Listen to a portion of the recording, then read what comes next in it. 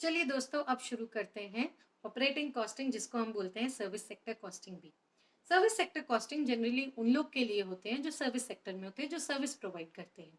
अब इसकी जो कॉस्टिंग है वो क्यों इंपॉर्टेंट है? क्योंकि ये बहुत ही डिफरेंट है और ये आपके जो मैन्युफैक्चरिंग है उससे बहुत डिफरेंट होती है।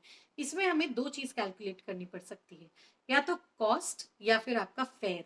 फेयर मतलब होता है जो आप कलेक्ट करते हैं for your services, that also we call it as total takings. Generally आपको क्वेश्चंस इसमें तीन इंडस्ट्री से आ सकते हैं। या तो आपका हो सकता है ट्रांसपोर्ट इंडस्ट्री, या फिर hospital industry, that is a medical industry, या फिर आपकी होटल इंडस्ट्री। इन तीनों से ही आपको क्वेश्चन आ सकते हैं। ना इसके लिए हमें पहले क्या कैलकुलेट करना पड़ता है? अगर हम ट्रांसपोर्ट इंडस्ट्री में हैं तो आपको पैसेंजर किलोमीटर या फिर टन किलोमीटर कैलकुलेट करना पड़ेगा। और वो कैसे कैलकुलेट करेंगे वो हमने आपको प्रॉब्लम में दिया हुआ है। इसमें आपको तीन स्टेप्स हैं। फर्स्ट, आपको पैसेंजर या टन किलोमीटर कैलकुलेट करना है। नेक्स्ट, आपको टोटल कॉस्ट कैलकुलेट करना है। फिर आपको डिवाइड करना है टोटल कॉस्ट या टोटल फेयर। चलिए हम क्वेश्चंस के थ्रू हम इस चैप्टर को समझते हैं। ये आपको ट्रांसपोर्ट कंपनी का मैंने एक क्वेश्चन दिया हुआ है जिसमें सारा कॉस्ट दिया हुआ है, और इन्होंने आपको ये भी दिया हुआ है, पैसेंजर किलोमीटर्स की डिटेल्स दी हुई है। इन्होंने बोला हुआ है कि जो आपका बस है वो 20 किलोमीटर्स ट्रैवल करता है one side.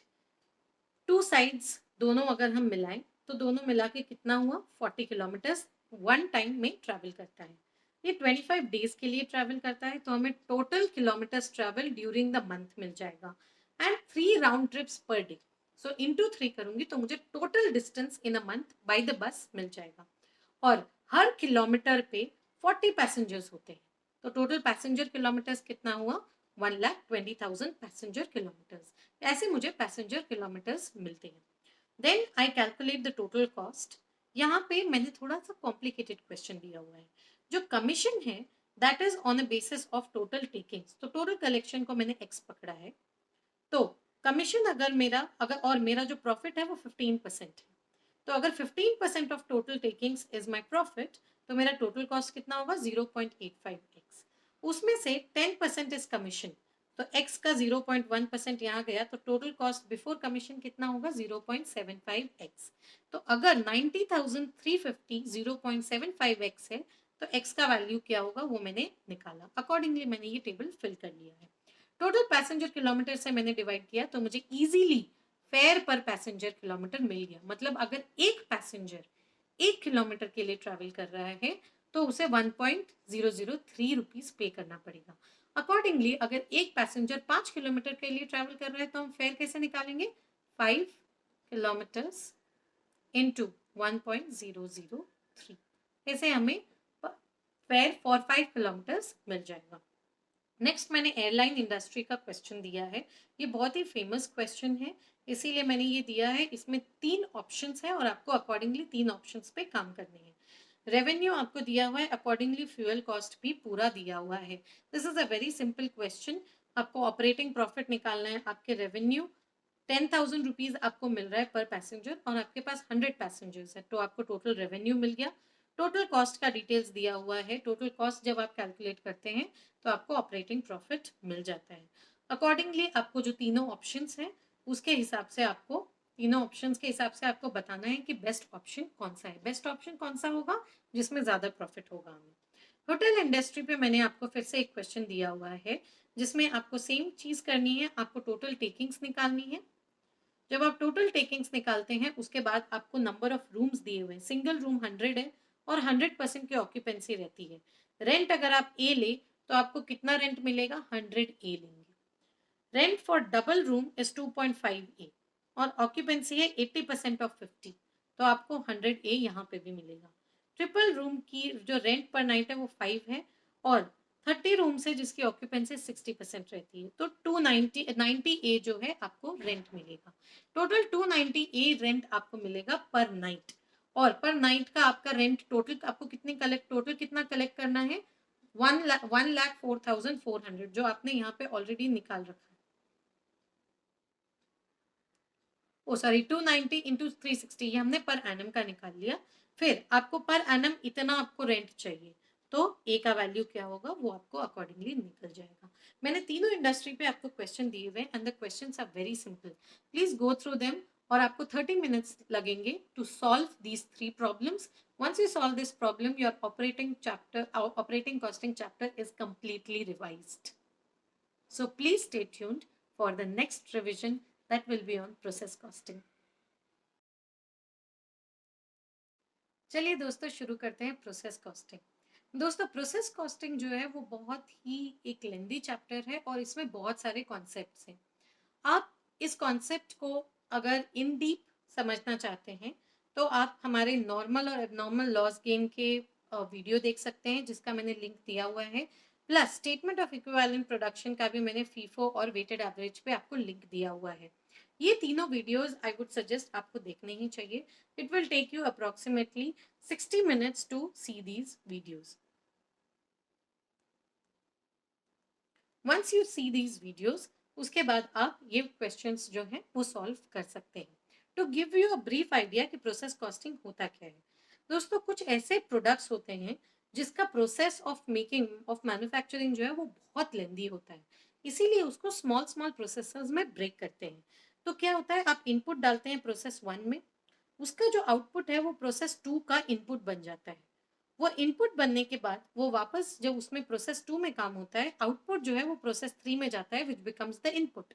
And similarly finish product आपका बन जाता है. So one product goes through various processes to become a finish product.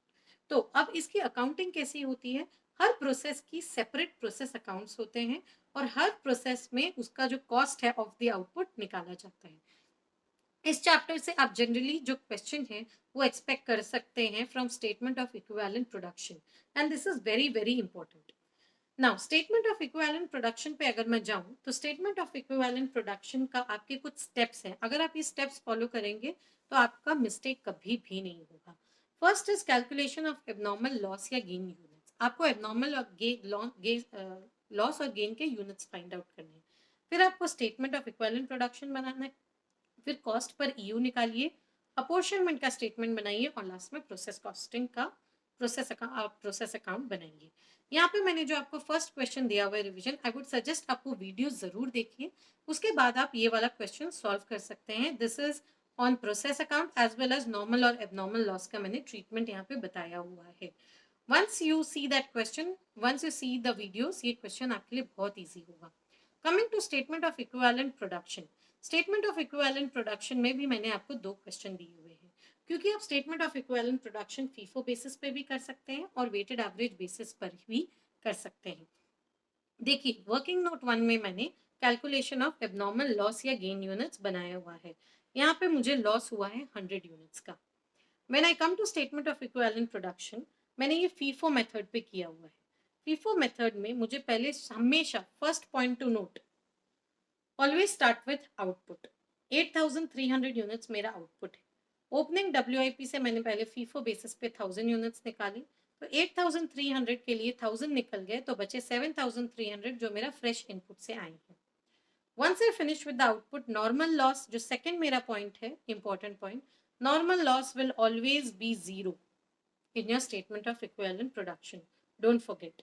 And the third thing is, अगर आप देखोगे जो आपका टोटल है of the units column, this will match to your total input always. ये 3 चीजें आपको ध्यान रखनी है तो आपका स्टेटमेंट ऑफ इक्विवेलेंट प्रोडक्शन कभी गलत नहीं होगा. Now, when you get the equivalent units with respect to material, labor and overheads, आप कॉस्ट मटेरियल कॉस्ट निकालेंगे, मटेरियल कॉस्ट पर यूनिट निकालेंगे, पर इक्विवेलेंट यूनिट निकालेंगे. ना मटेरियल कॉस्ट कैसे मिलेगा, आपको टोटल मटेरियल कॉस्ट क्वेश्चन में दिया हुआ रहेगा, उसे आप scrap value of normal loss minus कीजिए डिवाइडेड बाय जो ये इक्विवेलेंट यूनिट्स है. जब आप उसको डिवाइड करते हैं तो आपको कॉस्ट पर इक्विवेलेंट यूनिट निकल जाता है. सिमिलरली लेबर का भी आपने निकाला और प्रोडक्शन ओवरहेड का भी निकाला. उसके बाद आपको वैल्यू निकालना है. अब आप वैल्यू कैसे निकालेंगे, value of finish goods, abnormal loss as well as closing WIP, इन तीनों का आप वैल्यू निकालेंगे. अब ये वैल्यू कैसे निकालेंगे आप, 7300 इंटू 3, ये 7300 कहाँ से आया, यहाँ से आया. Total equivalent unit with respect to material for my output is 7300. So 7300 into rupees 3. Similarly, आपका value for material for labour and overheads would be 7,700 into 2 and 7,700 into 1, that is 7,700 into 3. तो आपको यहाँ वैल्यू प्लस 5,000 क्यों हुआ है? क्योंकि ये हमारा ओपनिंग स्टॉक का वैल्यू है। ओपनिंग स्टॉक का वैल्यू आपको फीफो बेसिस में हमेशा फिनिश गुड्स में ऐड करना पड़ेगा। ये आपका नेक्स्ट इंपॉर्टेंट पॉइंट है। तो मैंने अभी तक आपको 4 इंपॉर्टेंट पॉइंट बताए। 3 with respect to statement of equivalent production, आपको आउटपुट से शुरू करना चाहिए। सेकंड, नॉर्मल लॉस हमेशा 0 होगा। थर्ड, आपका जो total of the units column है वो will be equal to your total input. And the fourth is कि आपका जो ओपनिंग WIP का वैल्यू है वो हमेशा आपके फिनिश गुड में ऐड होगा। Once you get this value you can make the process account. Coming to weighted average, plus मैंने इसमें एबनॉर्मल गेन दिया है। आप देखेंगे कि आपको जब आपने कैलकुलेट किया एबनॉर्मल लॉस और गेन, तो आपको यहाँ पे गेन मिला है। You again start with output. इसमें वेटेड एवरेज में your output first point will always B 100%। Second point, abnormal जो आपका गेन है that will always be negative, and all other points are same. This will be equal to your total input. फिर material cost जब आप निकाल रहे हैं, आप वेटेड एवरेज के क्वेश्चंस तभी कर सकते हैं जब आपको जो ओपनिंग WIP है, ओपनिंग जो आपका स्टॉक है, उसका कॉस्ट बाइफर्केशन दिया हुआ है, मतलब मटेरियल कितना है, लेबर कितना है, वो आपको दिया हुआ है। वो आप इस स्टेप में ही यहाँ पे ही ऐड कर देंगे। तो आप देखिए total material cost for this year plus opening जो भी आपका कॉस्ट है वो minus scrap value, and accordingly you will get your equivalent units का value. Then same thing, you prepare the apportionment, your equivalent units with respect to output, abnormal gain and closing WIP into the value जो आपने calculate किया है. After that you can make your process account. I am expecting a question from your equivalent units, that is weighted average और FIFO, दोनों में से कोई भी आ सकता है.